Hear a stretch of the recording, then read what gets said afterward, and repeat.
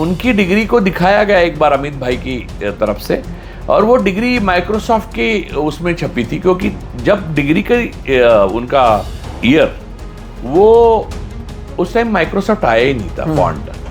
तो लोगों ने इस पे आश्चर्य व्यक्त किया, तब अचानक वो सर्टिफिकेट भी गायब हो गया। अच्छे दिन वो अध्यात्म है जो विज्ञान के बाद में शुरू होता है, उसे एक्चुअली विज्ञान के बाद में कुछ नहीं, गोबर और गोमूत्र शुरू होता है। और गाय का बच्चा भी गाय का मूत्र नहीं पीता, गाय का दूध ही पीता है। सही बात। याद रखिए कि गाय के बच्चे को जितनी समझ है, उससे कम लेवल पे आपको मोदी जी ने लाके रखा है प्रोपागेंडा से। हम लोग अंधे हो चुके हैं और पागल हो चुके हैं, पूरी तरह से मोदी की माया में फंस चुके हैं। जैसे तेल मिला था गुजरातियों को एक दिन और वो खुश हुए थे, वैसे ही हमें लगता है हम हर चीज जीत रहे हैं, जबकि अब हर चीज हम हार रहे हैं। लेकिन प्रधानमंत्री कहते हैं कि आप विदेशी वस्तुओं का इस्तेमाल ना करो तो ऑपरेशन सिंदूर जल्दी सक्सेसफुल हो जाए। भाई साहब, आप सही कह रहे हैं, लेकिन आपकी गाड़ी विदेशी है, आपके ग्लासेस विदेशी है, आपके प्लेन विदेश में बनते हैं, यहाँ तक कि हमारी सेना को जेट फाइटर जो लगते हैं वो विदेश से आते हैं। चीन के साथ हम व्यापार बढ़ा रहे हैं, कम नहीं किए हैं, और लोगों को आप भ्रमित कर रहे हो। यही वो माया है। अडानी ने पूरा देश खरीद लिया है, क्या इसके लिए भगत सिंह बलिदान हुए थे? ऐसे क्रिमिनल को आप देश के सारे पोर्ट्स, एयरपोर्ट्स और जो अब डिफेंस, ड्रोन्स, इजराइल के साथ सारे एग्रीमेंट सर करा रहे हैं, ये देशद्रोह नहीं तो क्या है? और इतना बड़ा देशद्रोह करने के बाद भक्त मानते हैं, देश की बड़ी आबादी मानती है, इससे जैसा देशभक्त कोई नहीं। आप मानते हैं कि प्रोपेगेंडा में इस्लामोफोबिया भी जुड़ा हुआ है, जिसकी वजह से एक बड़ा तबका जो है, जो भी ये पार्टी या इनके लोग और मीडिया का है, उसे हर चीज को सच मानते हैं? दोस्तों नमस्कार, और आप सभी का एक नए एपिसोड में बहुत बहुत स्वागत है। मैं हूं सोहित मिश्रा। दर्शकों देखिए, अगर आप देखेंगे पिछले 10-12 सालों से इस देश में, आप पाएंगे कि एक तरीके ही जो मैसेजेस हैं वो लोगों तक पहुंचती हैं। वो संदेश जो एक तबका या एक राजनीतिक पार्टी लोगों तक पहुंचाना चाहती है, वही संदेश लोगों तक पहुंचती है। लोग केवल एक गुट को ही विलन मानते हैं, लोग केवल एक पार्टी को ही एंटी इंडिया मानते हैं, लोग वो तमाम चीज़ों को सही मानते हैं जो एक पॉलिटिकल पार्टी और उनकी मीडिया चाहती है। यहाँ पर सवाल ये उठता है कि क्या लोग कन्वीनियंटली बाकी सारी चीज़ों को जानबूझकर भुला देते हैं। मसलन के तौर पर अब कोई डिमोनेटाइजेशन पर बात नहीं करता, अब कोई जीएसटी पर बात नहीं करता, टैक्स को लेकर किस तरह से मतभेद हैं आप कोई किसी भी सीए से पूछ लीजिए, उस पर कोई बात नहीं करता। कोविड में लोग मर चुके हैं, उस पर कोई बात नहीं करता।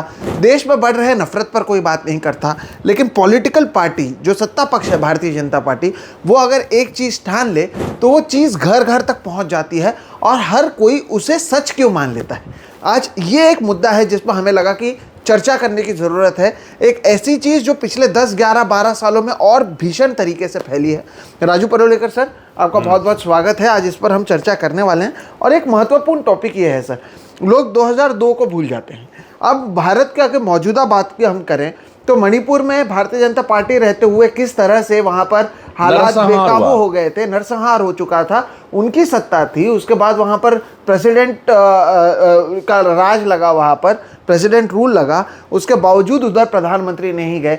अब इसी तरह की परिस्थिति देश के अलग जगहों पर है, उस पर चर्चा ना होते हुए कोलकाता में कैसे हालात गंभीर हैं, या फिर जहाँ जहाँ पर विपक्ष ही है सत्ता में, वहाँ पर हालत कैसे गंभीर है, इसी के बारे में लोग बात करते हैं। एक बहुत बड़ा प्रोपेगेंडा जो है वो लोगों के मन और दिल में पहुंच जाता है, लेकिन जो सच्ची बातें हैं, जो दूसरे गुट की बातें हैं, वो उन तक पहुंचती नहीं है।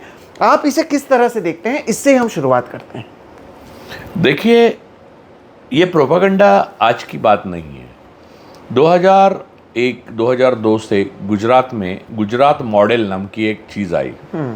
आपको विश्वास नहीं होगा, उस गुजरात मॉडल पे महाराष्ट्र के तत्कालीन मुख्यमंत्री, बाद में बने जो विलासराव देशमुख, या दिल्ली के मुख्यमंत्री, दोनों कांग्रेसी थे, शीला दीक्षित, उनको भी विश्वास हुआ था। आपको यकीन नहीं होगा, शीला जी ने शायद उस टाइम में शीला जी ने या दिल्ली के मुख्यमंत्री के कार्यालय से लोग गए थे देखने के लिए कि क्या एग्जैक्टली है गुजरात मॉडल। यानी प्रोपागेंडा करने में, और एक्चुअल मेरा एक दोस्त है, उसका नाम मैं नहीं ले सकता क्योंकि उससे मैं परमिशन नहीं ली, वो एक बहुत बड़ा नहीं लेकिन मध्यम साइज की एक उद्योग चलाता है, इज एंटरप्रेन्योर, तो वो नासिक में रहता है। तो उसका मुझे उस वक्त फ़ोन आता था और कहता था कि यार वो पिछड़ा राज्य है गुजरात, ऐसे कोई गुजरात मॉडल नहीं है। फिर आप और हमने मयूर जानी साहब से हमेशा बात करते हैं, मयूर जानी तब से कवर कर रहे हैं मोदी गुजरात को, तो वो बड़ी आवाज़ में हंसते हैं गुजरात मॉडल बोले तो। लेकिन आपको विश्वास नहीं होगा, गुजरात मॉडल पे इतने लोगों को विश्वास हो गया था, कांग्रेस को भी विश्वास हो गया था कि ऐसा कुछ है। अगर सामने कुछ भी नहीं, इतना तो क्या, मैं बोलता हूँ कि मयूर जानी साहब के साथ उस दिन हम लोग एक प्रोग्राम में वार्ता किए, उसमें मयूर जानी साहब बोल रहे थे कि राजू भाई मैंने कवर किया है, उस वक्त मैं उस प्रेस कॉन्फ्रेंस में गया, एक दिन मोदी जी ने डिक्लेयर कर दिया, मुख्यमंत्री थे तब, कि बहुत इंपॉर्टेंट प्रेस कॉन्फ्रेंस है, और प्रेस कॉन्फ्रेंस तब मुख्यमंत्री होने के नाते वो करते, और सबको बुलाया, बोले हमको भी बुलाया, हम गए। वातावरण ऐसे था कि कुछ एकदम गुजरात में सोने के महल बनने वाले, ऐसा वातावरण बनाया था। और वाकई उन्होंने आते ही घोषणा की कि इस तरह से घोषणा की कि वो एक्चुअली वो कृष्णा बेसिन का तेल था, उसका कोई वो नहीं है, लेकिन वो गुजरात में अभी तेल का बहुत बड़ा नेचुरल गैस का वो मिला है, क्षेत्र मिला है, और उसकी वजह से गुजरात अब पूरी तरह से बदल जाएगा। ताकि हर गुजराती को उस रात तो लगा होगा बोले कि मैं अरब बन गया हूँ। तो करीब करीब हर गुजराती ऐसा लगने लगा कि वो पीछे एक कुआं खोदे और बस अरबपति बनना है। ये लेवल पे उन्होंने प्रेस कॉन्फ्रेंस किया और उन्होंने कहा कि मुझे मयूर भाई ने बोला, आप पूछ सकते हैं उनको, और इंटरव्यू भी कर सकते शो में ही था ये। हाँ, और इंटरव्यू भी कर सकते हैं। बोला मैंने एक इनकन्वीनियंट सा सवाल पूछा तो उन्होंने जवाब ही नहीं दिया, वो आगे गए जो कन्वीनियंट सवाल पे हो गए। तो ये प्रोपागंडा गोधरा के बाद भी चलता रहा, और ये मीडिया मॉडल चलाने के लिए एक तरफ से इजराइल के जो हमारे बीवी साहब हैं नेतन्याहू, और दूसरी तरफ जो अडानी और अंबानी की जो संपत्ति है या पूंजीपति है, उन्होंने उनका अच्छा साथ दिया, क्योंकि ऐसी चीज़ें संसाधन के बिना नहीं हो सकती। तो अच्छा संसाधन था, और विपक्ष जो उस वक्त सत्ता पक्ष था उनको उन्होंने टेक्नोलॉजी तो लाई, राजीव जी ने कंप्यूटर लाए, टेक्नोलॉजी लाई। देखिए साइंस पे जिनका विश्वास था, यानी जो हमारे सेक्युलर पार्टियां थी, उनको साइंस पे विश्वास है, क्योंकि हमारे संविधान में साइंटिफिक टेम्परामेंट ही लिखा है। वो साइंस पे विश्वास रखते रहे, लेकिन उन्होंने टेक्नोलॉजी का इस्तेमाल नहीं किया। और जिनका गोमूत्र गोबर पे विश्वास था, उन्होंने टेक्नोलॉजी का इस्तेमाल करके लोगों को पूरा भ्रमित कर दिया। तो ये एक अपने आप में पैराडॉक्स है अपने देश के इतिहास में। और ये गुजरात में जैसे चलता रहा, तो गुजरात में इतना चला कि 2012-13 के बाद में वो मोदी मसीहा जैसे ट्रीट करने लगे। और सबसे पहले मुझे याद है 2009 में लक्ष्मी मित्तल साहब, जो बहुत बड़े पूंजीपति और स्टील के उद्योगपति हैं दुनिया के, उनके बेटे की या बेटी की शादी वर्साई में हुई थी, फ्रांस में हुआ था या ऑस्ट्रिया में, और शादी बाहर हुई थी, और यहाँ से लोग भी गए थे, और हर को लिमोजिन वगैरह उन्होंने मुहैया कराई थी, और फ्रेंच परफ्यूम दिया था, हर रूम में रखा था। वो बड़ी शादी उस वक्त पहली थी। उन्होंने 2009 में प्रधानमंत्री पद के लिए मोदी जी का वो किया था, कहा था कि ये is the right candidate for prime ministership. तो ये सारा एक प्रोपागंडा था। बाद में आज हम 11-12 साल मोदी को प्रधानमंत्री देखने के बाद हमको पता चलता है कि जिस ड्यू से उन्होंने एमए किया है, वो ड्यू को भी आगे आकर ये कहने का वो नहीं कि हमारा स्टूडेंट है जो प्रधानमंत्री बना है। किसी भी यूनिवर्सिटी को ये बहुत सम्मान और अभिमान की बात है कि उनका स्टूडेंट प्रधानमंत्री बना, लेकिन डीयू को नहीं लगता, या उनकी बीए डिग्री वाली संस्था जो है गुजरात की, उसको भी नहीं लगता, या उनका कोई स्कूल नहीं आगे आया कहने के लिए, या उनका कोई शिक्षक नहीं आया कहने के लिए कि ये हमारा विद्यार्थी था और आज वो प्रधानमंत्री बना है। एक तो कहता, या आपको मालूम है कि राजीव जी जब प्रधानमंत्री बने थे तो उनके बहुत सारे दून स्कूल के साथी उनके साथ एक अलग अलग पदों पर बैठे, या उनके मित्र, डून स्कूल के मित्र, वो हमको दिखते थे मीडिया वगैरह में। मोदी जी पहले प्रधानमंत्री है, ना उनका कोई मित्र है वहाँ उस टाइम का, ना शिक्षक है, ना उनकी कोई संस्था है जो कहती है कि हमारा सम्मान है कि हमारा विद्यार्थी प्रधानमंत्री बना। तो मॉडल जो बना सकते हैं, और उनकी बाद में डिग्री अमित भाई शाह ने एक बार दिखाई थी, बाद में कोर्ट ने दबा दिया उसको। कोर्ट भी कमाल कर रहे हैं प्रोपागंडा के, वो भी एक मशीनरी का हिस्सा है। कोर्ट्स कहते हैं कि प्रधानमंत्री की डिग्री, अब किसी भी प्रधानमंत्री की डिग्री उस देश के सम्मान की बात है, तो वो छुपाने में, अगर सम्मान छुपाने का अगर मन है कोर्ट का, तो वो किस लिए? तो फिर उनकी डिग्री को दिखाया गया एक बार अमित भाई की तरफ से, और वो डिग्री माइक्रोसॉफ्ट के उसमें छपी थी, क्योंकि जब डिग्री का उनका जो ये था ईयर, वो उस टाइम माइक्रोसॉफ्ट आया ही नहीं था फॉन्ट।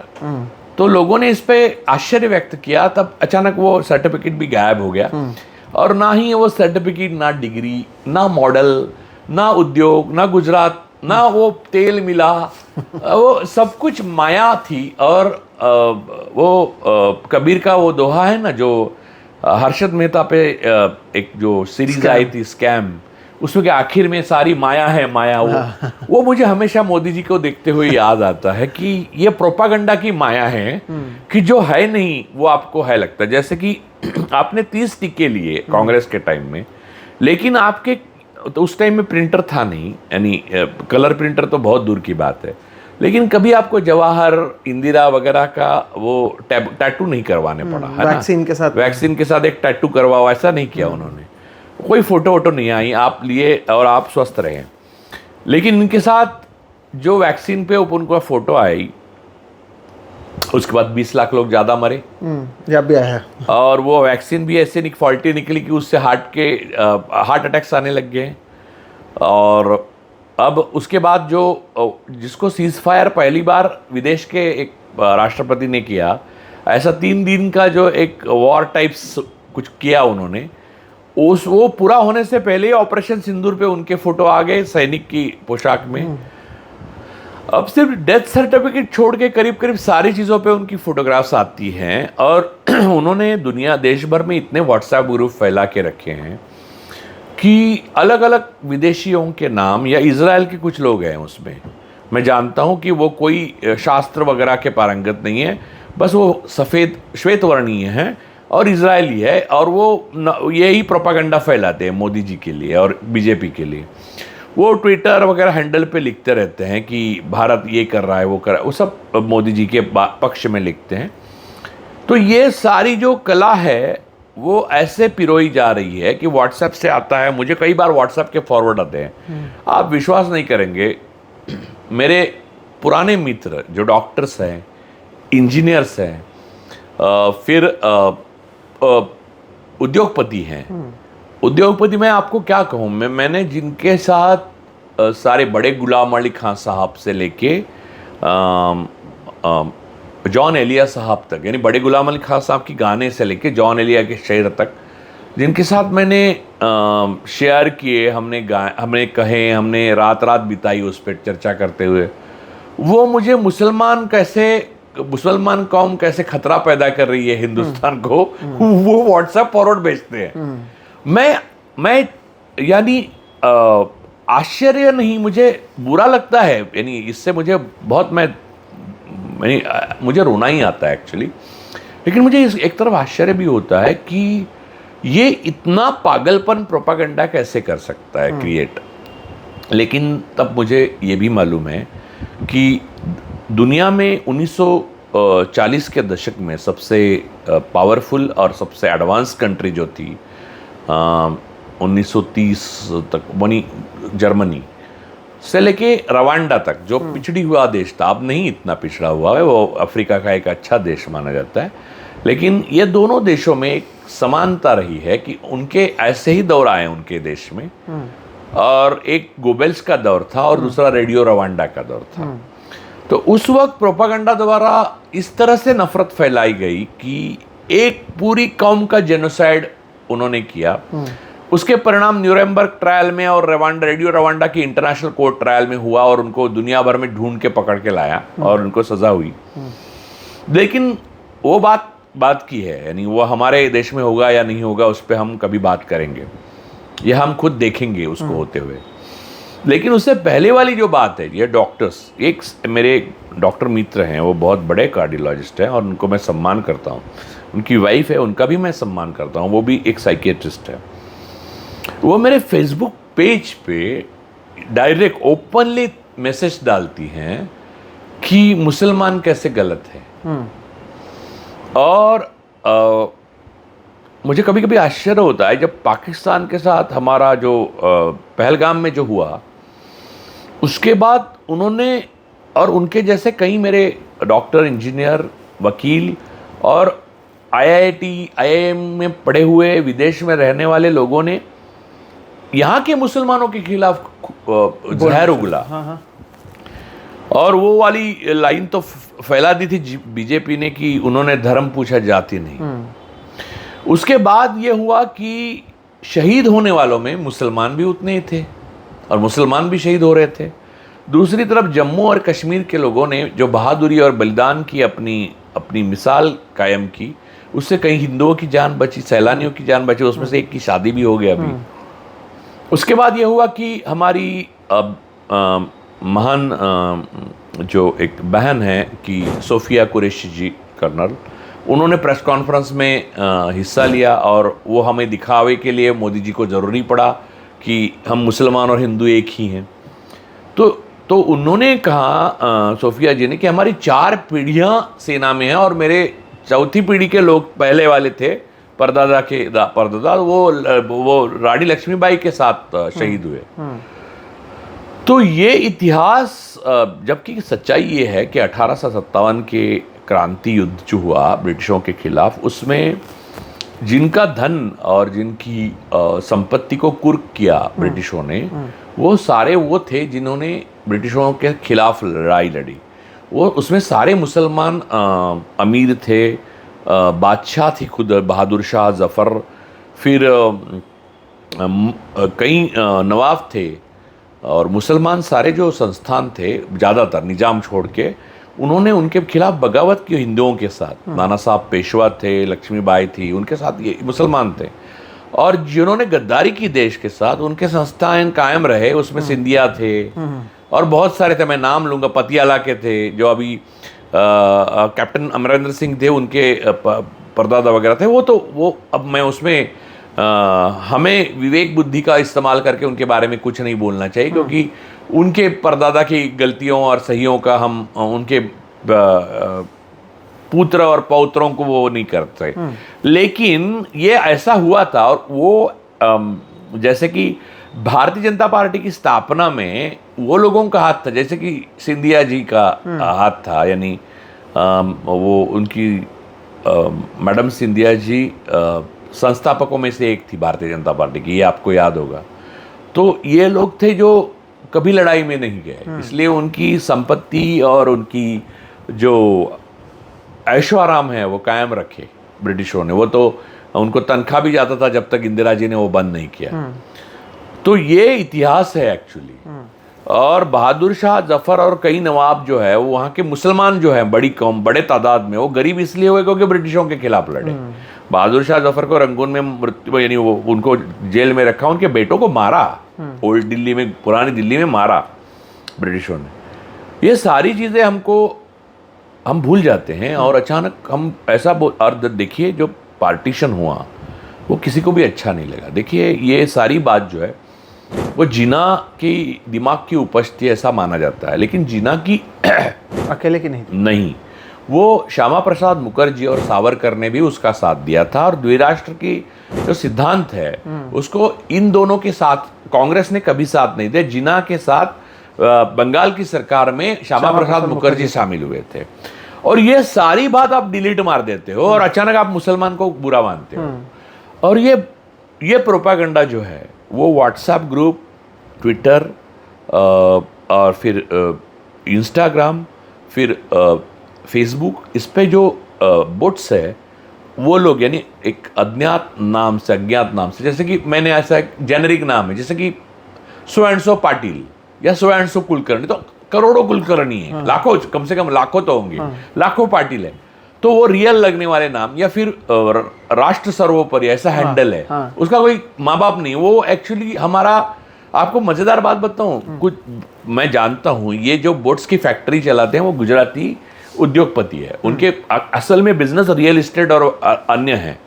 ये लोग बड़ी तनख्वाह देके हमारे जो अब जर्नलिस्ट को काम ही नहीं रहा, मोदी जी ने जर्नलिज्म खत्म कर दिया, उन्होंने पीआर एजेंसीज रखी है, सब जो गोदी मीडिया है वो उनका पर्सनल पीआर है। तो वो लोग जो बेकार हो गए वो पर्दा डालकर काम करते हैं, पर्दे में रहकर काम करते हैं। आपको आश्चर्य होगा, मैं बताता हूँ आपको कि ये व्हाट्सएप पे जो मैसेज डालते कि मोदी जैसा महान कोई नहीं, जॉनसन डिंडो कोई भी ऐसा एंडरसन नाम ऐसा बोला, यार अमेरिकन आदमी ने लिखा है, ऐसा कोई आदमी नहीं होगा आप ढूंढोगे तो। और उसके नीचे जो लिखा रहता है उसमें एक भी बात सच नहीं होती। लेकिन ये मैसेज डॉक्टर्स के ग्रुप में, वकीलों के ग्रुप में, फिर बड़े बड़े होशियार लोगों के ग्रुप में, वो अश्विनी वैष्णव नहीं भाषण करते गुजरात में जाकर, देखो मोदी जी के, अरे वो मुझे तो लगा वो मोदी जी के सामने मोदी जी की नकल उतार रहा है, उधर ही बर्खास्त करना चाहिए उसको। तो खैर, वो इस तरह की लेवल पे लाना दुनिया को, इसके लिए बहुत बड़ी पूंजी लगाई।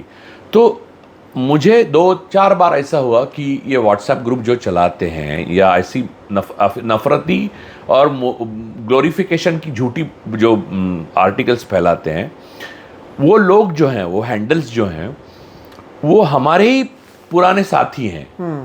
वो उनके नाम अलग है और उनके विचारधारा भी अलग है। वो पैसे के लिए काम करते हैं। हाँ, और एक ने तो मुझे पैर पे यानी पैर छुए मेरे और बोला, दादा प्लीज मेरा नाम मत बताओ, मैं यहाँ पर काम करता हूँ मुझे। और उसको जो तनख्वाह मिल रही थी वो जर्नलिस्ट को कभी मिल ही नहीं सकती, लेकिन उसको वो जहर उगलना पड़ता है वहां पर। वो रात को जाके सो कैसे, यानी आपको दिन भर ऐसा लिखना पड़ता है, यानी गालियां लिखनी है आपको, और उनके ऊपर सुपरवाइजर्स रहते हैं। फिर उनका मालिक जो है गुजराती ज़्यादा है उसमें, ये ट्रेड में, तो वो जो है वो बहुत ही प्रोफेशनल तरीके से उनको हैंडल करते हैं और अनप्रोफेशनल तरीके की भाषा उनके ऊपर इस्तेमाल करते हैं, ताकि जरा भी उन्होंने सभ्यता से किसी का जवाब दिया या सभ्यता से किसी को ट्रोल किया तो उनके नौकरी जाने का खतरा मंडराता रहता है। तो अब घर चलाना है, बाप बीमार है, वाइफ को नौकरी नहीं है, वो हाउस वाइफ है, बच्चे पढ़ रहे हैं, अचानक जर्नलिस्ट बना, अच्छा जर्नलिस्ट था लेकिन मोदी जी की वजह से नौकरी चली गई, तो अब उसको यही नौकरी करनी है। तो वो लिखता है, तो वो लेखक तो अच्छा है, आपको ऐसा लगेगा विश्वास बैठ, तो यही उसका काम है। उसके लिए उसको बहुत अच्छा पैकेज दिया जाता है, उसको एक लैपटॉप भी दिया जाता है।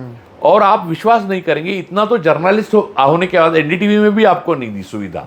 वो एक इंश्योरेंस छोड़ के सब कुछ उसको मुहैया कराया जाता है। गोदी मीडिया में आपको इंश्योर्ड भी किया जाता है और बहुत बड़ा पैकेज दिया जाता है। अब तो डीडी में भी 12 करोड़ का पैकेज दिया जाता है, 15 करोड़ का। तो पहले ही दिन डीडी में आने के बाद सुधीर चौधरी ने इजराइल का फुटेज फेक दिखाया था इंडिया पाकिस्तान का बताकर। तो ये जो माया है, इसे मोदी की माया कहना चाहिए। और ये इसके पीछे एक विदेशी ताकत तो है ही, एक डीप स्टेट है, और सबसे इंपॉर्टेंट चीज है बहुत बड़े क्रोनीस है जो एक्चुअली देशद्रोही है। देश में नफरत फैलाना आपस में, या देश की जनता के साथ एक तरफा जंग छेड़ने के लिए सरकार को मजबूर करना, या जनता को एक दूसरे के खिलाफ बनाना, या जनता की संपत्ति को अपने हाथ में पूरी तरह से लेना, जैसे कि नोटबंदी, ये सारी चीजें देशद्रोह में ही आती है। और ये इसको किसी भी तरह का संवैधानिक आधार नहीं है, ना ही आपने कैबिनेट में पास किया है, ना आपने पार्लियामेंट में। लेकिन जिससे आपने जिस बात पर हम आज चर्चा कर रहे हैं, जिसको आपने मोदी की माया कहा, जो एक प्रोपोगेंडा है, वो देखते हुए सर ऐसा नहीं लगता कि क्या ये वही लोग हैं जो 2011-12 में लोकपाल के लिए करप्शन के खिलाफ दिन रात सड़कों पर तिरंगा लेकर घूम रहे थे? सत्ता बदली, इन्होंने डिमोनेटाइजेशन पर कुछ नहीं बोला, इलेक्टोरल बॉन्ड्स पर कुछ नहीं बोला, जीएसटी पर कुछ नहीं बोला। देश भर में इतने जो एक तरीके से स्कैम्स हर रोज़ बाहर आ रहे हैं। अदानी का एक इतना बड़ा स्कैम बाहर आया जिसे अंतर्राष्ट्रीय मीडिया ने उठाया, उस पर कुछ नहीं बोल रहे। तो तो कभी ऐसा नहीं लगता कि ये वही लोग हैं जो 10-12 साल पहले तक इतने देशभक्त बन रहे थे, इतनी बातें कर रहे थे, अचानक से गायब? आपने टू नेशन थियरी की बात की, अब ये सुन के हंसी आती है कि लोगों को लगता है महात्मा गांधी ने टू नेशन थियरी किया और ये बीजेपी वाले ही फैला रहे हैं, जबकि उनका इतिहास है। कैसे वो टू नेशन थियरी की बात करते थे, सावरकर करते थे, श्यामा प्रसाद मुखर्जी करते थे, तो ऐसा क्या हो गया कि कन्वीनियंटली भुला रहे हैं क्या ये लोग? नहीं, इसमें तुम कभी सोहित, मैं तुम्हें सवाल पूछता हूँ, तुम कभी पढ़े लिखे भक्त को मिले हो? बहुत पढ़ा लिखा है लेकिन भक्त है, हाँ। ऐसे व्यक्ति को मिले हो, या पढ़े लिखे एनआरआई को मिले हुए मिले हैं? वो कभी भी आपसे लॉजिक में बात नहीं करेगा। फैक्ट्स को बैठ के आपने कहा कि देखिए बैठिए आप साहब, आप कोई टेंशन मतलब पानी पीजिए, मैं ये फैक्ट्स लेके बैठता हूँ, ये इतिहास की जो फैक्ट्स है वो ये है, आप अपनी फैक्ट्स बताइए, तो वो नहीं, वो गाली गलौज पे उतर आएगा। तो कोई भी आपका, यानी ऐसे लोग मेरे परिवार में हैं, ऐसे लोग मेरे दोस्तों में हैं जो अब टूट गए, यानी वो उनको तो डिवाइडर इन चीफ ही माना जाता है ना, तो डिवाइड हो ही गया। तो वो सारे लोग जो है ना, उनके साथ जब भी मैं बैठा हूँ वो फैक्ट्स की बात करना नहीं करते, क्योंकि उनको मालूम है उनके मोदी के माया की मृत्यु फैक्ट्स में है, मोदी की माया की मृत्यु स्टैटिस्टिक्स में है। तो माया बरकरार तभी रहेगी जब आप स्टैटिस्टिक्स और फैक्ट्स में नहीं जाएंगे। वो बाबा लोगों जैसी बात करेंगे आपको, बेटा जहां विज्ञान खत्म होता है वहां अध्यात्म शुरू होता है, ऐसा कुछ भी नहीं होता है। समझ गए? लेकिन बात सुनने के लिए कैसे लगती है आपको? बहुत अच्छा। वैसे ही अच्छे दिन वो अध्यात्म है जो विज्ञान के बाद में शुरू होता है। उसे एक्चुअली विज्ञान के बाद में कुछ नहीं, गोबर और गोमूत्र शुरू होता है। और गाय का बच्चा भी गाय का मूत्र नहीं पीता, गाय का दूध ही पीता है। सही बात। याद रखिए कि गाय के बच्चे को जितनी समझ है उससे कम लेवल पे आपको मोदी जी ने लाके रखा है प्रोपागेंडा से। तो ये लेवल पे आने के बाद अब और नीचे धंसने की कोशिश कर रहे हैं। आप सिंदूर में जा रहे हैं, रगों में सिंदूर बहता है, मैं पठान का बच्चा हूँ, नाली से गैस निकलता है, बादलों से रडार ढकता है। अरे क्या यार, ये किसी भी साइंटिफिक टेम्परामेंट वाले समाज में ऐसा वो मालूम है। एक आदिवासी जो ट्राइबल्स होते हैं वो अफ्रीका के, वहाँ पर पहली बार जब मॉडर्न मेडिसिन लेके कुछ डॉक्टर्स गए तो उसमें से एक अनुभव उनका है कि उनको बुखार आता था। तो बुखार आता था तो तब तक तो ये आया था ना, एंटीबायोटिक्स आ चुका था 52 में, 1952 में वो पेनिसिलिन के बाद एंटीबायोटिक्स से क्रांति हो गई एक तरह से। तो उनको एंटीबायोटिक्स की कैप्सूल दे दी और आप उनको खाने के लिए कैप्सूल्स दे दी डॉक्टर ने, और डॉक्टर गए 7 दिन के लिए दूसरे आदिवासियों का वो उसके घूम के वापस आ गए। 7 दिन बाद जो बीमार थे वो और बीमार हो गए थे। तो उनको आश्चर्य लगा कि ये इनको कैप्सूल देने के बाद भी असर नहीं हो रहा। वास्तविक रूप में ये इम्यूनिटी भी, इनको कैप्सूल से इम्यूनिटी होने की संभावना ही नहीं, क्योंकि इन्होंने कभी लिया ही नहीं है एंटीबायोटिक। पहली बार लेंगे तो ठीक ही होने चाहिए, क्यों नहीं हो रहे? तो उनको ठीक देखने के बाद फिर पता चला कि कैप्सूल को उन्होंने तावीज समझ के गले में बांधा था। अच्छा। तो अब ऐसी एक कौम पैदा हो गई है 145 करोड़ लोगों की जो कैप्सूल को विश्वास रखे, कैप्सूल को तावीज बना के बांध रहे हैं। अरे वो खाने की चीज है, वो एंटीबायोटिक है, उससे कोई चमत्कार नहीं होने वाला। आप लेंगे तो उससे एंटीबायोटिक से बैक्टीरिया मरेंगे और बुरे मरेंगे, अच्छे भी मरेंगे, तो आपको तकलीफ भी होगी लेकिन साइड इफेक्ट होगा, लेकिन आप ठीक हो जाएगा। लेकिन ये सारी चीजें एकदम उल्टा घूमने लगी। आप जिधर जाओ उधर बुद्ध की मूर्ति में शिवलिंग दिखने लगा, वजू करते हैं वो पानी में उसको शिवलिंग दिखने लगा लोगों को। और ये पढ़े लिखे जो नेहरू फेलोशिप लेके यूएस गए, यूरोप गए, उस वक्त इंग्लैंड गए, वो पानी की खाली बोतल लेके अपने धोने की जगह का वो एक्टिंग करने लगे बूढ़े अंकल्स, जिनको डॉक्टर बाबा साहब आम्बेडकर और नेहरू की वजह से पेंशन मिली, वो पेंशन वो लेते हैं उधर से सरकार से, और बात बोलते कि नेहरू को कुछ समझ में नहीं था। अब जो हुआ वो मोदी जी की वजह से हुआ।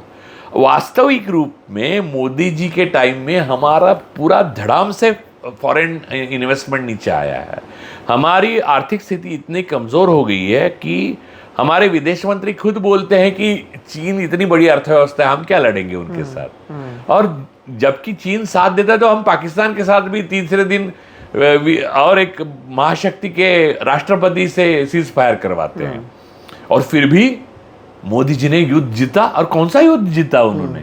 तो सीज फायर किस चीज का हो? यानी ये माया नहीं तो क्या है यार? आपके सामने तीसरे देश ने सीज फायर कराया और आपको बचा लिया, और आप बोल रहे हैं इन्होंने जीता, और वो यूनिफॉर्म देके पहन के घूम रहे हैं और वहां जाके वंदे मातरम, भारत माता की जय बोलते हैं, जिनको टेलीप्रॉम्प्टर के बिना 4 लाइनें बोलने नहीं आती, मधुबनी जाके इंग्लिश में बोलते हैं और अमेरिका जाके हिंदी में बोलते हैं, और इसका कोई तरतम भाव ही नहीं आप में। आपको ऐसे प्रोपागेंडा के नीचे दबा दिया है। ऐसे तो मैंने कई बार आपको बोला है, इसका मूल पुरुष जो था वो आधुनिक टाइम में वो गोबेल्स थे। गोबेल्स लेकिन हिटलर के इर्द गिर्द लोग इंफीरियोरिटी कॉम्प्लेक्स से ग्रस्त होकर हिटलर ने फालतू लोग नहीं रखे थे, वो सब इंटेलिजेंट थे। गोबेल्स पीएचडी थे, डॉक्टर गोबेल्स उनका नाम था, और वो उनके एक पैर में थोड़े अपाहिज थे एक पैर से। उन्होंने ये थियरी कही कि एक झूठ को आप इतनी बार दोहराओ तो लोग उसको ज्यादा सच मानते हैं सत्य से भी, कुछ दिन के लिए सही, लेकिन उससे देश बर्बाद हो जाता है। ये उन्होंने बताया नहीं था गोबेल्स ने। उनका देश जब बर्बाद हुआ तो लोगों को पता चला। फिर रवांडा में सेम हिस्ट्री रिपीट्स हुई, और अब तीसरा नंबर भारत का है। क्योंकि हुआ यूं कि जर्मनी 42 के बाद में युद्ध हार ही रहा था, लेकिन गोबेल्स ऐसे बता रहे थे कि हम सब जगह जीत चुके हैं। और एक्चुअल जैसे ऐसे ऑपरेशन सिंदूर टाइप्स ना, नए नए सेलिब्रेशन जर्मनी में होते थे कि आज रशिया जीता। तो झूठ में तो आप दुनिया जीत सकते हो, सच में आपको अपने मन को भी जीतना नामुमकिन है ना? तो झूठ में उन्होंने रशिया जीता, यूरोप में इंग्लैंड की करीब करीब हार हो गई। वो हार हो गई तो इंग्लैंड की जब एक किस्सा है, जब रशिया से वॉर शुरू होने से पहले जर्मनी में इंग्लैंड के प्लेन आते थे, तब भी आते थे। इंग्लैंड ने ये किया था कि उनकी कितनी क्षति होने के बाद भी जर्मनी पे हमला कर जारी रखा, उन्होंने ऑफेंसिव रहे वो। तो वो जैसे हमारे जयशंकर है वहाँ से रिबेनट्रॉप थे वहाँ पर, उनको बाद में फांसी हुई। तो वो रिबेनट्रॉप जो थे वो और मोलोटोव जो स्टालिन के विदेश मंत्री, जो अभी पुतिन के लारोव है ना वैसे हाँ। तो दोनों बर्लिन में मिले और अचानक सायरन बजा तो दोनों अंडरग्राउंड हो गए। और वहाँ पर रिबेनट्रॉप उनको समझा रहे हैं, जैसे जयशंकर समझाते हैं ना कि हम युद्ध करीब करीब जीत ही चुके हैं रशिया के विदेश। लेकिन वो रशिया सोवियत यूनियन था, और विदेश मंत्री आप लारोव को भी देखिए कितना टफ है बोलने के लिए, और ह्यूमर भी देखिए उनका, सेंस ऑफ ह्यूमर, भाषाओं पे कमांड। तो मोल्टो ने बोला अगर आप जीत ही चुके हैं तो हम नीचे क्यों बैठे हैं?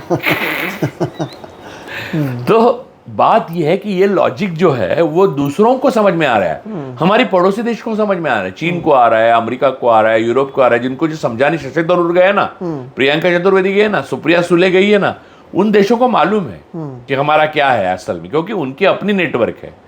लेकिन हम लोग अंधे हो चुके हैं और पागल हो चुके हैं, पूरी तरह से मोदी की माया में फंस चुके हैं। जैसे तेल मिला था गुजरातियों को एक दिन और वो खुश हुए थे, वैसे ही हमें लगता है हम हर चीज जीत रहे हैं, जबकि अब हर चीज हम हार रहे हैं। ये अब डिजिटलाइजेशन बोलकर 34% ज्यादा कैश सर्कुलेशन में आ गई। सही बात नहीं, ये ठीक। और आतंकवाद का उस दिन बंदोबस्त हुआ था 8 बजे। 8 नवंबर 2016 को आतंकवाद का मोदी जी ने बंदोबस्त किया, और दूसरे तीसरे दिन मैंने जब उसके खिलाफ लिखा नोटबंदी के, तो मुझे कई भक्तों के जबरदस्त फोन आए और रात भर गालियां दी हैं मुझे, दोस्तों ने भी, वो जो भक्त थे, कि देखो अभी इससे आतंकवाद खत्म, दाऊद के चलन पूरा खत्म। मैं बोला दुश्मन वो नहीं है जो तुम समझ रहे हो, दुश्मन वो है जो तुम समझ नहीं रहे हो।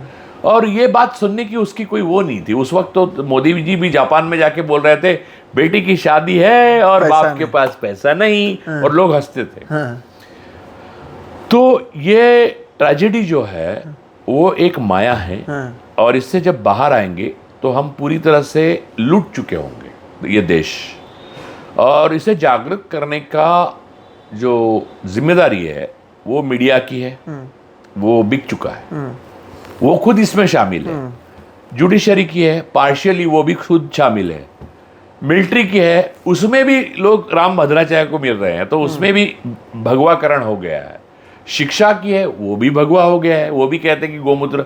अरे बनारस हिंदू यूनिवर्सिटी में मैं एक ज़माने में मेरे कॉलेज डेज के बाद, बहुत बात अभी 2011-12 में होगा, मैं BHU में गया था, तो वो JNU से, इसलिए वहाँ के डीन मुझसे बात किए, तो वो स्पर्धा कर रहे थे कि उनको ज़्यादा पेटेंट्स मिलते हैं, तो हमको ना संशोधन में पेटेंट्स ज़्यादा मिलने चाहिए, तब BHU भी आगे बढ़ जाएगी। ये बात हो रही थी 2014 से 3 साल पहले।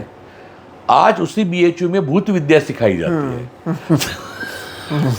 अगर उनमें पूरे की पूरी फैकल्टी जो भूत विद्या की है, उनको मैं मिलना चाहता हूँ और आपके माध्यम से चैलेंज करता हूँ, अगर भूत मुझे दिखाएं तो बाकी विद्या मैं सीख लूंगा। सही बात। लेकिन ये सर देखिए ना, आप ये जो बात कर रहे हैं, ये प्रोपेगेंडा की बात इस देश में एक ही भूत है, माया उसी की है। लेकिन आप ये प्रोपेगेंडा की बात कर रहे हैं, मुझे आप बताइए कि हमारे लोग खुशी मना रहे हैं कि हम चौथी सबसे बड़ी इकोनॉमी बन चुके हैं, ठीक, चौथी नहीं बने हैं, 5वीं हैं। लेकिन आप देखिए जो लोगों में है कि हम चौथी सबसे बड़ी बन चुके हैं, ये ठीक उसी समय है जब नरेंद्र मोदी खुद कहते हैं कि इस देश में 80 करोड़ लोग राशन पर जी रहे हैं। तीसरी तरफ 1500 रुपये महीना के लिए महिलाओं को ये लोग वोट मांगते हैं।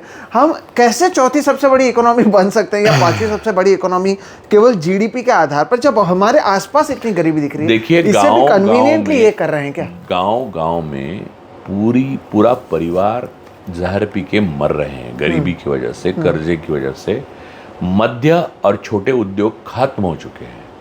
अब चाइना के साथ जो भी मोदी ने खेल किया है, उससे जो मोटर में जो भी पंजाब में होते थे ना, कि देखिए आप सरदार जी बहुत, आपको देखो कार के पार्ट्स के लिए वही जाने जाते हैं, तो वो बनाने वाले का सारा उद्योग ही मर गया। फिर सूरत का उद्योग मर रहे हैं। फिर मध्य और छोटे उद्योगपति जो है, कितने सारे परिवार और किसान। एप्पल में अडानी आ गया, और एक्चुअल एप्पल फोन आने वाला था, उसको ट्रम्प ने रोक लिया, यानी रोक रहे हैं, उनको 25% टैरिफ बता रहे हैं। तो एप्पल जो है वो दोनों तरफ से हमको मार रहा है। अब किसान, मैं आपको बताता हूं, इस देश में हैप्पीनेस इंडेक्स में हम नीचे से दूसरे या तीसरे नंबर पे हैं।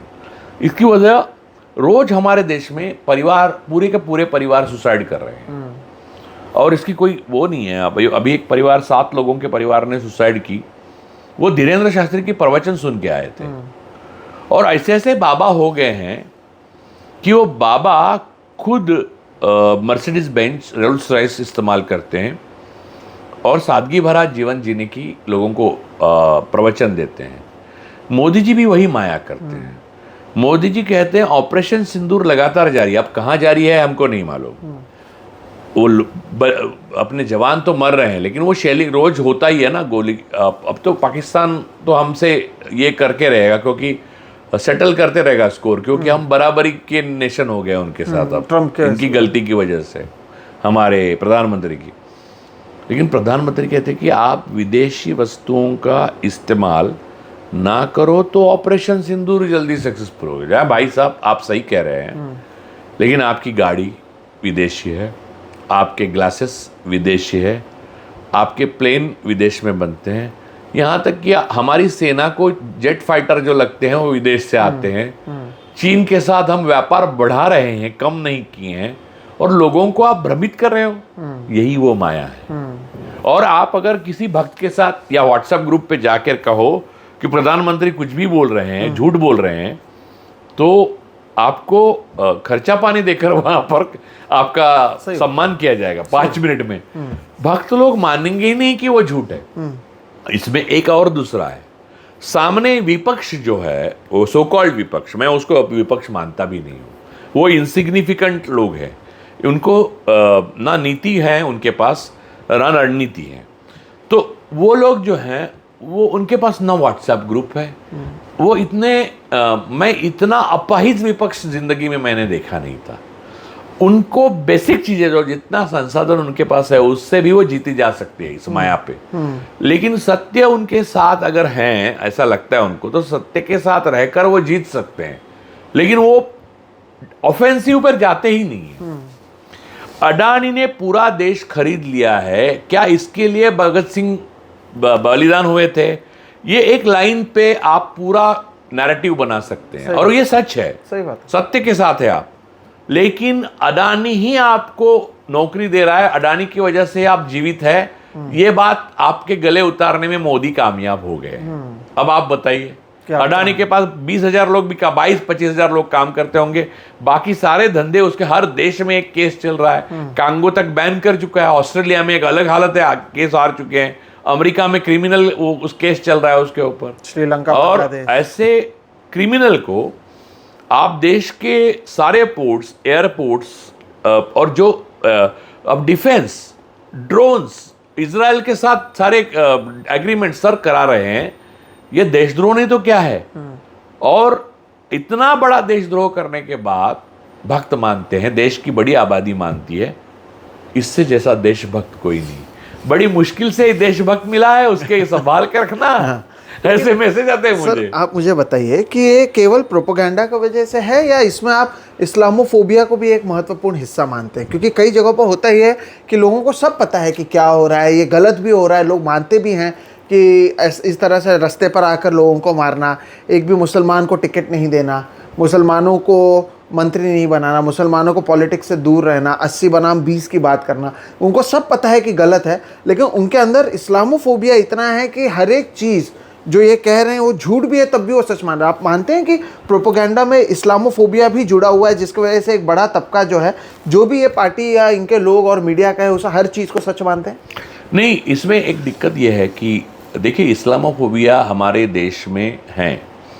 पार्टीशन के बाद हमेशा उस इस्लामोफोबिया को संघ ने जिंदा रखा। असल में पार्टीशन के लिए दोनों तरफ के कट्टरवादी जिम्मेदार थे, श्यामा प्रसाद मुखर्जी, सावरकर और जिन्ना, ये मेन विलन थे। और ब्रिटिश उसके लिए उनका पूरा ऑपरेशन सिजेरियन करके वो कर रहा था। ब्रिटिश अगर चाहते तो उसको टाल सकते थे, लेकिन जैसे उस वक्त उन्होंने इजराइल को जन्म दिया, वैसे उन्होंने पाकिस्तान को भी जन्म दिया। आप समझिए बात को। यहाँ पर छोड़कर जाने से पहले ये औपनिवेशिक ताकतों को एक बैलेंस ऑफ पावर करने के लिए, वहां से रूल करने के लिए एक जहर की जरूरत थी। तो उन्होंने, देखिए, गांधी जी ने इजराइल अलग देश करने के खिलाफ बात की थी। इवन आइंस्टाइन तो खुद यहूदी थे, और कई बड़े यहूदी जो विचारक थे उन्होंने भी इसका विरोध किया था, क्योंकि उससे जो इम्बैलेंस हो जाएगा पावर स्ट्रक्चर। लेकिन उस वक्त क्या था कि यूरोप में जर्मनी की वजह से एक अपराध बोध था, और स्वाभाविक था और सही था। एंटीसेमिटिज्म जो हिटलर ने फैलाया, उससे यहूदियों की जो कत्ल किए गए, स्टेट स्पॉन्सर टेररिज्म था, वो एक जेनोसाइड था, तो उसकी वजह से एक अपराध बोध में था, तो यूरोप ज़्यादा रिएक्ट नहीं कर पाया, और उससे इजराइल का आखिर में जन्म हुआ। और यहाँ पर भारत और पाकिस्तान में पार्टीशन हुआ और पाकिस्तान का जन्म हुआ। तो भारत एक ऐसा देश बना जहाँ इस्लामोफोबिया के लिए अच्छी ज़मीन थी पनपने के लिए। लेकिन नेहरू और उनके साथ डॉक्टर बाबा साहब आम्बेडकर और बाकी जो अन्य नेता थे, और बाकी आगे भी भारत पे नेता जो प्रधानमंत्री राज करते रहे, अच्छे थे, बुरे थे, कम योग्य थे, ज़्यादा योग्य थे, लेकिन उन्होंने यहाँ पर इस्लामोफोबिया कभी पनपने नहीं दिया। जब भले भूमि हो, लेकिन उन्होंने होने नहीं दिया। उन्होंने वास्तविकता का सहारा लिया। इस देश में हिंदू और मुसलमान अगर साथ रहेंगे तभी जाकर हम बाहरी ताकतों का मुकाबला कर सकेंगे। हम हिंदू पाकिस्तान नहीं हैं, ये बात लोगों को मालूम थी, और वो 2-3 पीढ़ियों तक कायम रहा।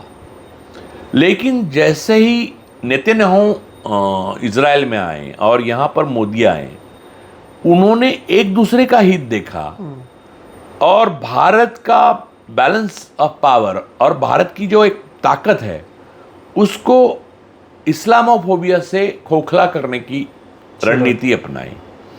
इससे क्या हुआ कि मोदी जी में ह्रस्व दृष्टि है, वो संकीर्णता आरएसएस की ही है। तो उनको ये समझ में नहीं आ सकता कि भारत नाम का एक महान देश को हम कितनी पीड़ा पहुंचा रहे हैं। लेकिन वो इस्लामोफोबिक जो करके उनको लगता है कि हाँ वो चुनाव जीत रहे हैं। वो चुनाव नहीं जीत रहे हैं, वो देश बर्बाद कर रहे हैं। और इससे ये हो रहा है कि हम पाकिस्तान से भी खस्ता हालत में पहुंच जाएंगे। अमेरिका, अब देखिए जो ऑपरेशन सिंदूर सो कॉल्ड हुआ, उसमें भारत के साथ एक भी देश खड़ा नहीं था। सही बात। एक भी, श्रीलंका नहीं था, बांग्लादेश नहीं था, अपना चाइना तो, चीन तो सवाल ही नहीं उठता है, कनाडा तो ना था ही नहीं। अमेरिका ने तो जो किया वो पाकिस्तान के साथ ही ज़्यादा एग्रीमेंट किया बाद में, अभी भी हमारा टैरिफ का अधर में लटका हुआ है। और रशिया जो हमारा पुराना मित्र था, उसने ये सोचा कि ये यूक्रेन वॉर में हमारे साथ नहीं आए, यूक्रेन वॉर में ये हमारे साथ नहीं आए, तो हम क्यों इसके साथ जाएं। तो वो भी नहीं हो पाया। दूसरी बात यह है कि पाकिस्तान हमारा दुश्मन देश है, उसका धर्म अगर मुस्लिम है तो हमारा देश का धर्म मुस्लिम नहीं है, हिंदू नहीं है, हमारे देश का मुस्लिम भी नहीं है, हमारा क्रिश्चियन भी नहीं है, हम सेक्युलर राष्ट्र हैं। और आप ये समझिए कि मुस्लिम राष्ट्र जो हैं वो आपस में लड़ते हैं। इराक ईरान वॉर हुआ था, है ना, और सेकंड वर्ल्ड वॉर और फर्स्ट वर्ल्ड वॉर क्रिश्चियन देशों में हुआ था। तो धर्म के आधार पर कोई देश दूसरे देश से लड़ नहीं सकता, या अंदरूनी जो लड़ाइयाँ हैं वो भी धर्म के आधार पर नहीं होती। ये सारा व्यापार और औपनिवेशिकवाद के भरोसे होता है और उस तरह से होता है। लेकिन मोदी की माया इतनी गहरी है कि भारत के लोगों की ये समझ अब पूरी तरह से ख़त्म हो चुकी है, और वो मानते हैं कि उनकी दुर्दशा के लिए, जैसे जर्मनी के लोग एक अपनी बर्बादी से पहले ये मानते थे कि यहूदी उनकी बर्बादी के लिए जिम्मेदार है, हालांकि यहूदी उनकी बर्बादी के जिम्मेदार नहीं थे, उनके बर्बादी के जिम्मेदार हिटलर और गोबेल्स ही थे। वैसे ही मोदी और ये हमको बचाने आए हैं, जयशंकर और डोवाल और शाह, और हमारे बर्बादी के जिम्मेदार मुसलमान हैं, ऐसा भारत के लोग मानते हैं।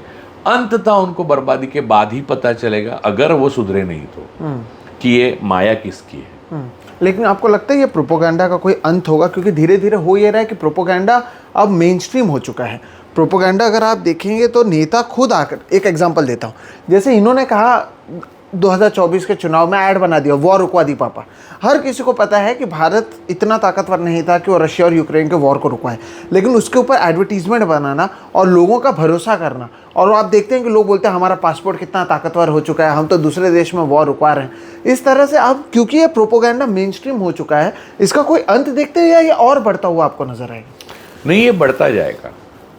ये अभी तक का जो इतिहास है उसमें ये देखा गया है कि इसका डिसइल्यूजनमेंट यानी भ्रम निराश जिसको कहते हैं, वो पूरी तरह से राष्ट्र को बर्बाद करके ही होता है, और उसके बाद ही लोग उससे, वो पीढ़ियाँ ख़त्म हो जाती है, फिर नई पीढ़ियाँ आती है, उनको रियलाइजेशन होता है कि हमारी पीढ़ियों ने हमको बर्बाद कर दिया गलत लोगों पर विश्वास रख के, और फिर नया राष्ट्र बनता है। तो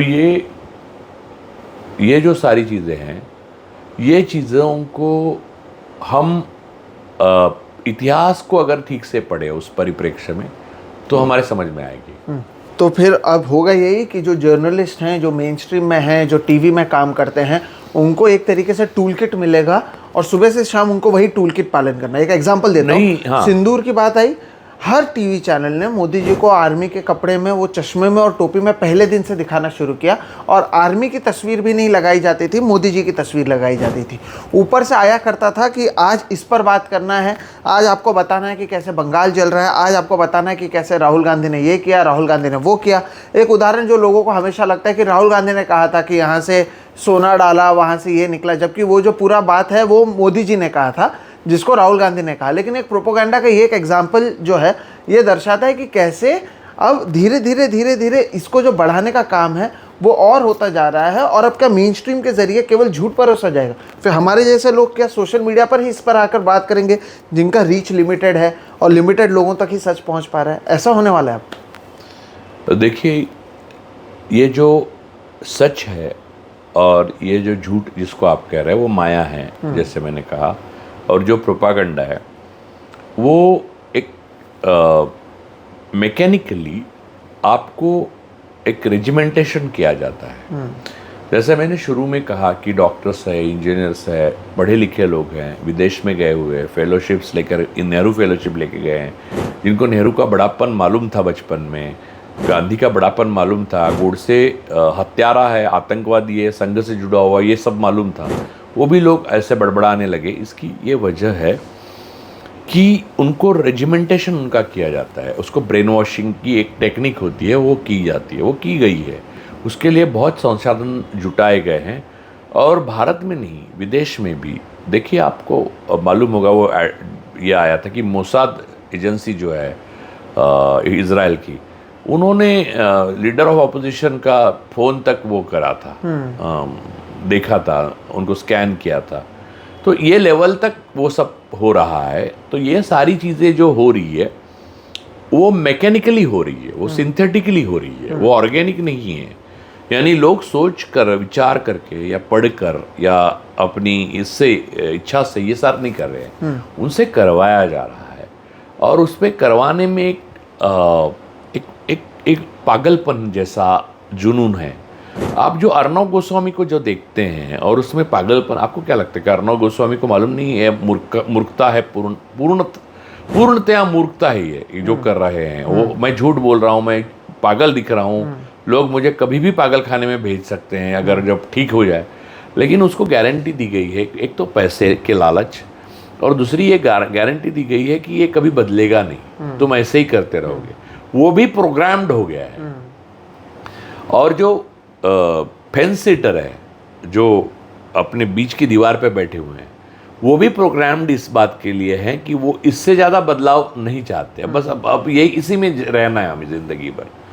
सच्चाई और सत्य जो है, जो एक्चुअली अकाट्य है, उसे रिसीव करने के लिए आपकी जो क्षमता है, बुद्धि, उसको नष्ट किया जाता है। जैसे कि मैं आपको बोलता हूँ कि सद्गुरु और श्री श्री रविशंकर और बाकी ये बाबा है, धीरेन्द्र शास्त्री वगैरह, ये लोगों का उदय इसी वक्त क्यों हो गया ज़्यादा? आप समझिए, उनकी इतने बड़े आश्रम, इतना, और राम रहीम को छोड़ा गया, फिर आसाराम भी आ गया, ये सब क्यों हो रहा है? आप समझिए, ये वो लोग हैं जो अपनी वासना, अपने भोग, अपनी लग्जरी किसी को भी मर्यादित नहीं रख रहे हैं, छूट है उनको खुली। जैसे कि मिलिट्री की ज़मीन भी इन लोगों के, इसमें से कुछ लोग, रामदेव जैसे कुछ लोगों को बेची गई, लेकिन लोगों को ये कहते हैं कि आप सादगी भरा जीवन जियो। और सबसे बड़ी बात क्या कहते हैं? आप बुद्धि का इस्तेमाल मत करो। हाँ, आपका जो मन है, बुद्धि है, आँखें हैं, विचार है, लॉजिक है, कान है, सोचने की क्षमता है, ग्रहण करने की क्षमता है, ये आपको मिसगाइड कर रही है। तो वो आप हमारे हवाले कर दो। और तो लोग पागल की तरफ ऐसा कर रहे हैं। यानी किसी भी गुरु के आश्रम में रोते हुए लोग दिखाई देंगे जो पढ़े लिखे हैं। तो वो खुद सदगुरु अपने बुद्धि का इस्तेमाल करके आपको हैंडल कर रहा है। वो अपनी अय्याशी सारी चल रही है उनकी। आशीष रविशंकर की कोई कमी नहीं है आश्रम में उनकी, लेकिन लोगों को बता रहे आप भोग को त्याग दो। धीरेन्द्र शास्त्री रोल्स रॉयस से जा रहा है, विदेशी सब यूज कर रहा है और बोल रहा है कि ये, तो ये लोगों को इस समाज में बढ़ावा देना इसीलिए किया जा रहा है ताकि लोग अपनी बुद्धि का इस्तेमाल बंद कर दें, लोग अपनी ज्ञान और ग्रहण शक्ति को बंद कर दें, लोग विज्ञान और साइंटिफिक टेम्परामेंट को भूल जाए, लोग उन चीज़ों पे विश्वास रखें जो है ही नहीं, भूत विद्या जैसे BHU में सिखाई जा रही। यही मोदी की माया है। तो यानी इस मोदी की माया या प्रोपेगेंडा में फंसने का या उससे जुड़ने का पहला जो शर्त वो ये है कि सोचना बंद करना है, आपको दिमाग लगाना बंद करना है। आप जो पढ़े वो फॉरवर्ड करो। देखिए, पहले के ज़माने से एक आपको मैसेज आता था, ये मैसेज 11 लोगों को फॉरवर्ड करो तो अच्छी खबर मिलेगी, अगर नहीं करोगे तो बर्बाद हो जाओगे। तो आप डर के मारे 11 लोगों को फॉरवर्ड कर दो, जो लोग डरते हैं, है ना। तो उसी टाइप से ये व्हाट्सएप ग्रुप चलते हैं। एक आदमी 11 लोगों को, 11 आदमी 111 लोगों को, 111 1111 ऐसा करके ये सारा देश बर्बाद किया गया है। इसको ठीक करने के लिए जो सामने से एक नैरेटिव चलना चाहिए वो चलना बंद हो गया है। साइंटिफिक टेम्परामेंट, रैशनल थिंकिंग, विज्ञान और अपनी बुद्धि का इस्तेमाल और किसी की भी आलोचना करने की हिम्मत और नीति, इसको आपने पूरी तरह से आप भूल गए हैं। ये राष्ट्र भूल गया है, इसलिए बर्बादी की कगार पर है। और ये बर्बादी ऐसी होगी कि ऐसी बर्बादी इस राष्ट्र ने हजारों सालों में नहीं देखी होगी। आपको लगता है कि एक पैरेलल एनवायरनमेंट तैयार करने की ज़रूरत है इसको बस्ट करने के लिए, और वो कोई नहीं कर रहा है? यानी जिस नेहरू को लेके नरेंद्र मोदी पिछले 12 साल से बोल रहे हैं, जो नरेंद्र मोदी वो दिन भी मैं सुन रहा था, बहुत अच्छा लाइन था कि 13 साल आप गुजरात के मुख्यमंत्री रहे, उसके बाद 11 साल से आप देश के प्रधानमंत्री हैं। वे अब भी बात करता है मैंने गरीबी देखा, मैंने ये देखा। 23 साल से आप हर एक चीज़ नहीं, और उससे पहले वो फ्रांस में, लंदन में और यूएस में कई बार गए हैं। और वो सारी दुनिया घूम रहे थे, और प्रचारक को रहने के लिए सादगी भरा, कहने के लिए सादगी भरा जीवन जीता है, लेकिन ऐसा कुछ कमी नहीं होती। यानी इनसिक्योरिटी नाम की चीज़ ही नहीं, क्योंकि उनके ऊपर जिम्मेदारी नहीं थी कुछ घर की। उनके भाई की एक इंटरव्यू मैंने देखी थी, उसमें कहा कि उनको उनके बारे में कुछ भी सवाल पूछा जाता था तो वो कहते थे उनसे ही बात करो। तो इसका मतलब साफ है कि उनसे बात करने का मतलब, तो आप समझिए कि ये सारी चीज़ें जो हैं वो हमें समझनी चाहिए कि हमें फंसाया गया है। हमें as a nation, as a country, we are in trouble, deep trouble, और इसकी जिम्मेदारी हम सबको लेनी है। और पैरेलल नैरेटिव जो सच है, सत्य है और सही है, वो करना चाहिए और करते रहना चाहिए। ये आसान काम नहीं है, मुझे भी मालूम है, लेकिन अगर मोदी की माया को नष्ट नहीं किया गया तो ये माया हमें भ्रष्ट कर देगी। मेरा आखिरी सवाल है, इस रात की आप सुबह देखते हैं कि आप देखते हैं कि लोग साइंटिफिकली सोचना शुरू कर दें, पढ़ना शुरू कर दें, क्वेश्चन करना शुरू कर दें, या फिर ये जो काल कपाल महाकाल जो ऑलमोस्ट खत्म हो चुका था वो और भी बढ़ता हुआ नजर आएगा? अब तो नेता लोग काला जादू और ब्लैक मैजिक करते हुए हर जगह पर नजर आते हैं। नेता लोग रेप भी करके छूट जाते हैं। देखिए, मैं अपने अंदर झांकता हूँ तो मुझे आशा लगती है, मैं अपने बाहर देखता हूँ तो मुझे निराशा लगती है। अब मुझे नहीं पता कि मैं अपने अंदर देखता हूँ तो मुझे क्यों आशा लगती है और बाहर देखता हूँ तो क्यों निराशा होती है। लेकिन अगर अपने दम पे जीने की कला हर कोई सीख ले तो ज़्यादा मुश्किल नहीं है इन ताकतों को हमेशा के लिए पस्त कर देना। लेकिन लोगों को दूसरों के कंधों का सहारा चाहिए, जो अक्सर मौत के बाद ही लेना पड़ता है। तो क्या हम मरी हुई कौम हैं? अगर नहीं है तो इस रात की सुबह है, और अगर है तो इस रात की सुबह नहीं। बिल्कुल, मुझे लगता है इससे बेहतर जवाब दर्शकों हो नहीं सकता था कि अगर कंधे की ज़रूरत आदमी को मरने के बाद पड़ती है और अगर मरे हुए कौम नहीं है तो आप सोचेंगे, आप समझेंगे। यहाँ पर आज इस वीडियो में हमने विशेषकर चर्चा की उन तमाम प्रोपोगेंडा मशीनरी की जिसका इस्तेमाल किया जाता है जनता को मूर्ख बनाने के लिए, और एक तरीके से समझाने की कोशिश की कि ये नई चीज़ नहीं है। ये हिटलर किस तरह से इसका इस्तेमाल कर रहे थे, इजराइल में इसका किस तरह से इस्तेमाल हो रहा है, भारत की जनता के लिए इसका किस तरह से इस्तेमाल हो रहा है, और कैसे हम दिन ब दिन और बेवकूफ़ बनते जा रहे हैं, इस पर हमने चर्चा की। मुझे लगता है बहुत इंटरेस्टिंग चर्चा थी। आपको ये चर्चा कैसे लगी ज़रूर बताइएगा। राजू सर, हमेशा की तरह बहुत बहुत शुक्रिया कि आप जुड़े और आपने तमाम चीज़ों पर, जितने भी मुद्दे हमने उठाए, चाहे वो गुजरात का गैस से लेकर क्लाउड से बेनिफिट होने की बात हो या दुनिया भर में जिस तरह से बातें हो रही हैं, अगर उन तमाम चीज़ों के आप देखें तो बेहतरीन तरीके से आपने समझाया। बहुत बहुत शुक्रिया आप जुड़े। दर्शकों, आपको ये वीडियो कैसा लगा? ये एक अलग प्रयास था प्रोपोगेंडा के बारे में आपको बताने का, जिसे राजू सर मोदी की माया कहते हैं। मोदी की माया के बारे में आप क्या सोचते हैं? आप लोगों के यहाँ पर किस तरह के मैसेजेस आते हैं? ये कमेंट सेक्शन में ज़रूर बताइएगा, हमें इंतज़ार रहेगा। वीडियो अगर पसंद आए तो इसे लाइक करें, दूसरों के साथ साझा करें। साथ ही साथ अगर आपने अब तक हमारे इस चैनल को सब्सक्राइब नहीं किया तो वो भी कर लें। हम इस तरह के चर्चाएँ लगातार करते रहते हैं। फिलहाल आप हम दोनों को दीजिए इजाज़त। नमस्कार। Thank you.